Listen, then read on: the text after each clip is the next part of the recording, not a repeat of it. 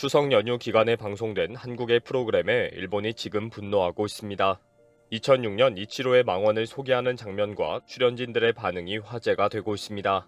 한국을 항상 스토킹하는 일본이 방송 프로그램의 한 장면에 감히 이치로를 건드리다니 라는 사태로 확산되고 있습니다. 한국의 방송에서 추석 특집 프로그램 스포츠 골든벨에서 한국을 멸시하는 일본 선수의 망언에 사이다 발언을 한 스토리가 화제가 되었다고 알려졌습니다. 여러 스포츠 스타들의 문제가 나오던 중에 2006년 야구 한일전에서 이치로가 한 망언을 소개하면서 김병현의 대꾸 발언을 맞추는 문제가 나왔습니다. 출연진들은 여러 가지를 언급하면서 짜증스럽게 대꾸하는 반응에 정답 발언이 나오는 장면이 연출되었습니다. 이 프로그램에서 이치로의 망언, 김병현의 속 시원한 사이다 발언 등으로 소개하고 출연자들이 서로 웃으며 대화한 내용이 일본에서 크게 화제가 된 것입니다. 일본의 많은 커뮤니티 사이트와 SNS에는 다시 이치로를 조롱했다며 흥분하고 있습니다. 과거에 살고 있는 민족이다부터 시작해서 축구에서 30년째 지고 있잖아까지 밑도 끝도 없는 댓글이 쏟아지고 있습니다. 특히 김동현이 이치로의 발언에 빗대어 나도 스시를 30년 먹지 않겠다 라고 한 농담에 대해 지켜보겠다는 반응까지 있습니다. 이치로는 8년 연속 3할 4푼 타율을 기록할 정도로 미국 메이저리그에서도 큰 활약을 한 일본 야구의 영웅입니다. 그런데 이치로는 한국전에서 평생의 가장 굴욕적인 순간을 만나게 됩니다. 야구에 자신이 있었던 일본은 4년마다 열리는 축구 월드컵을 본따서 2006년 초대 야구 월드컵으로 불리는 06WBC를 개최하게 됩니다. 당시 메이저리그의 정상급 타자였던 이치로는 한일전 직전에 한국이 30년 동안 일본을 이기지 못하게 해주겠다고 인터뷰를 합니다. 이치로의 이런 도발에 김병현 선수가 언론과의 인터뷰에서 만화를 정말 많이 봤나 봐요 라는 반응을 보였습니다.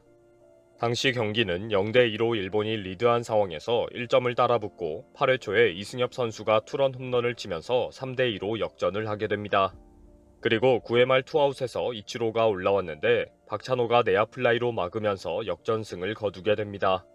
이치로의 발언과 도쿄돔의 일본인의 일방적인 응원을 밟으면서 한편의 드라마를 쓴 것입니다. 이치로는 경기를 마친 후 기분이 좋지 않다, 상당히 굴욕적인 기분이 든다 라고 밝혔고 수차 내 야구 인생에 있어서 가장 굴욕적인 날이라고 말하게 됩니다.